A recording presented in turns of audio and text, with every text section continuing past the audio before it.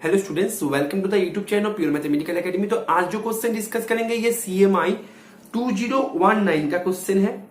ठीक है, 2019 में पूछे गए थे ये क्वेश्चन पूछा गया था कॉम्प्लेक्स एनालिसिस से। क्वेश्चन की डिफिकल्टी लेवल की मैं यदि बात करूं तो मैं इसको 3 स्टार पे रेटिंग करूंगा आउट ऑफ 5 स्टार। ओके, अच्छा क्वेश्चन में क्या दे के रखा है तो आपने यदि ट्राई नहीं की हो एक बार ट्राई करो, जूम कर दिया है। ठीक है, उसके बाद सॉल्यूशन देखो। ओके चलो, क्वेश्चन में क्या बता रहा है कि ए एंड बी दोनों आ रहा है आर से, मतलब ए एंड बी जो है यो क्या है कि रियल है। और consider R linear mapping F जा रहा है सी से सी पे सच दैट दिस, मतलब एफ कैसे डिफाइन किया गया है, एफ जा रहा है आपके सी से सी पे जा रहा है और एफ को डिफाइन कैसे किया गया है, F of Z equals to A Z plus B Z conjugate. अभी ए एंड बी जो है ये तो आ रहा था आर से।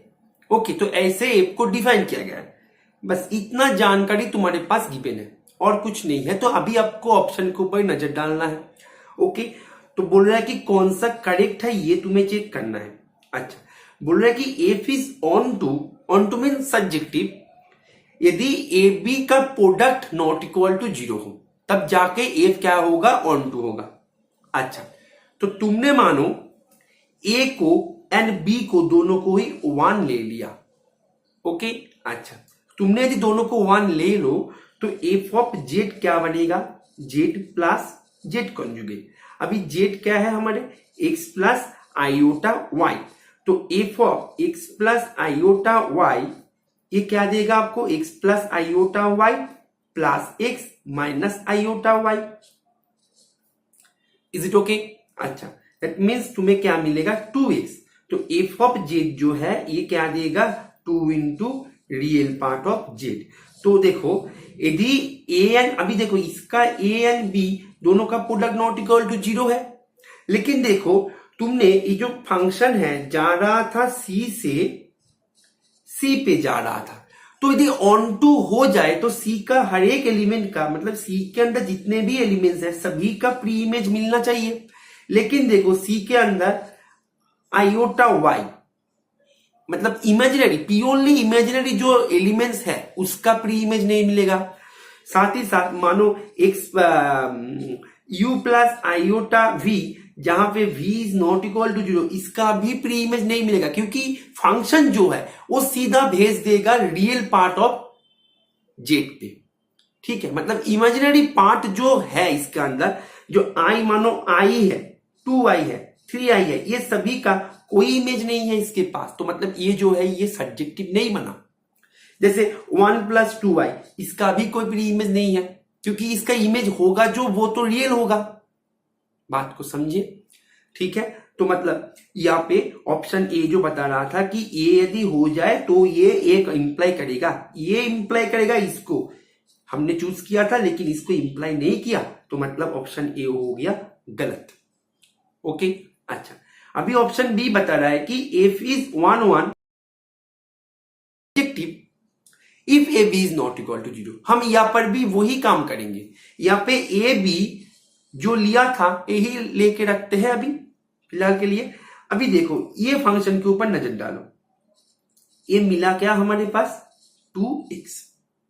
अभी देखो तुमने यदि यहां पे क्या करो, 1 चेक करने के लिए बोला है ना तुम्हें, तो तुमने क्या करो, तुमने मानो तुमने एक पॉइंट लिया z1 equals to 1 plus 2y and z2 equals to 1 plus 3i।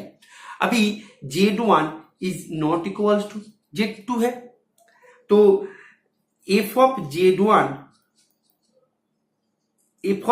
क्या होगा, F of z1 2 into 1 that means 2 and F of z2 2 into 1 that means 2। देखो z1 एंड z2 दोनों था डिस्टिंक्ट, लेकिन उसका इमेज जो है वो मिल गया सेम। दोनों डिस्टिंक्ट एलिमेंट का इमेज सेम मिल गया, तो मतलब ये जो फंक्शन है ये तो 1 कभी नहीं बनेगा क्योंकि हमारे पास एग्जांपल है जो कि A B not equal to 0 को सेटिस्फाई करे। तो यदि A B not equal to 0 को सेटिस्फाई करे तो ये फंक्शन जो है 1 जो कंक्लूजन दे के रखा था ये गलत दे के रखा था, तो मतलब ये भी गलत है। क्योंकि हमारे पास एग्जाम्पल मिल गया, इससे बहुत सारे एग्जाम्पल है, तो ये भी गलत है। अभी सी एंड डी पे नजर डालो। देखो देखो पहले डी को देखो। डी बता रहा है कि यदि A square equals to B square हो जाए देन एफ इज नॉट 1 1। ठीक है, अच्छा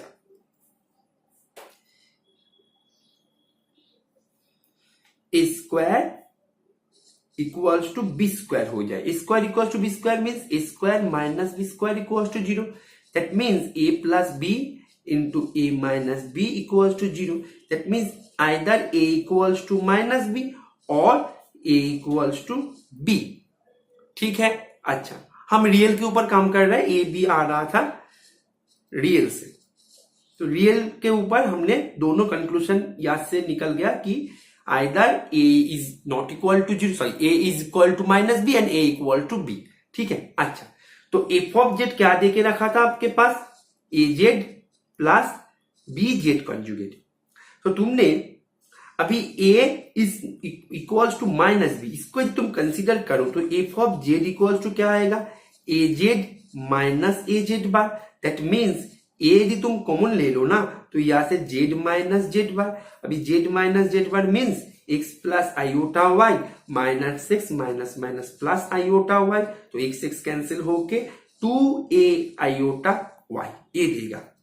अभी देखो ये जो फंक्शन है ये भी 1 1 नहीं है, क्योंकि तुमने यदि यहां पर भी वही काम करो 1 प्लस आई लो एंड 2 प्लस आई लो, इसका इमेज देखो क्या आएगा 2ai एंड इसका इमेज क्या आएगा, इसका इमेज भी 2ai आएगा, क्योंकि दोनों में ही तो 1 y इक्वल्स टू 1 है। लेकिन देखो दोनों का इमेज भले ही सेम हो लेकिन दोनों नंबर थोड़ी सेम है, यहाँ पे नॉट इक्वल टू, तो मतलब ये 1 1 नहीं हुआ। अभी a इक्वल्स टू बी के लिए तो हमने यहाँ पर कर ही दिया है, a इक्वल्स टू बी के लिए यहाँ पर तो कर ही दिया है, तो मतलब a स्क्वायर यदि बी स्क्वायर के समान हो जाए तो वो इंप्लाई करेगा कि फंक्शन जो है वो 1 1 नहीं बनेगा। तो मतलब ये जो बता रहा था ये बिल्कुल सही बता रहा था, तो मतलब ऑप्शन डी जो है ये बिल्कुल सही है, क्योंकि A square equals to B square होने पर either A equals to B होगा या फिर A equals to minus B होगा। अभी A equals to minus B के लिए हमने चेक किया, ए इक्वल्स टू बी के लिए भी हम चेक कर सकते हैं। वैसे ही इन जनरल आप बोलो कि सर मैं 1 को नहीं लूंगा तो ना मत लो, तुमने जैसे यहाँ पे इन जनरल किया है तुम्हारे जो आंसर होगा वो ए से आएगा, ए से आएगा, तो तुम्हारा इमेज जो है वो तो सेम आएगा डिस्टिंक्ट एलिमेंट के लिए। ठीक है, तुमने यदि ऐसे चूज किया तो ठीक है, तो इसीलिए तुम्हें ये जो है ये भी 1 1 तुम्हें नहीं देगा। बात को समझे। अभी ऑप्शन सी देखो, ऑप्शन सी बहुत इंटरेस्टिंग है। ऑप्शन सी बता रहा है कि यदि A square is not equal to B square हो जाए तो फंक्शन जो है वो 1 2 होगा। क्या ये सही है? देखो इसको कैसे करोगे, देखो बोल रहा है क्या क्या बोल रहा है कि A square is not equal to B square, ये इंप्लाई करता है A is not equal to minus B and a is not equals to b। Clear? अच्छा अभी देखो if यदि ऑन टू हो ना तो करना क्या पड़ता है तुम्हें कि कोडोमेन का सभी एलिमेंट का एक प्री इमेज तुम्हें एग्जिस्ट करवाना पड़ता है। यही तो काम होता है ना। फंक्शन यदि ऑन टू हो जाए तो प्री कोडोमेन का सभी जो एलिमेंट्स है सभी का प्री इमेज एग्जिस्ट यदि कर जाए तो वो फंक्शन ऑन टू हो जाता है। तो तुमने मानो एक एलिमेंट तुमने मानो ले लिया यू जो कि कोडोमेन से, सॉरी यू नहीं, तुमने इसको ले लो